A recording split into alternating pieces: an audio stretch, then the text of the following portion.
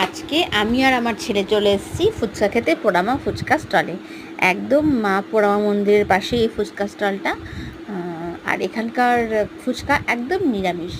তো এখন আলু মাখা চলছে, বিভিন্ন রকম মশলা, ছোলা, তারপরে ঘুগনি সব দিয়ে আলুটা মাখছে। তো আলু মাখা হয়ে গেছে। তো আমি 1 প্লেট স্পেশাল ফুচকা বলেছিলাম, আর এইটা হচ্ছে টক জল। এই যে মাটির এই পাত্রতে এটা টক জল। তো আমি 1 প্লেট স্পেশাল ফুচকা বলেছিলাম।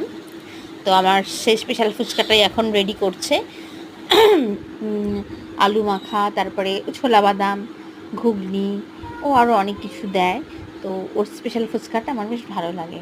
তো আমি অতটা জল ফুচকা পছন্দ করি না, আমি ফুচকা খেলে বেশিরভাগ স্পেশালটাই আমি খাই।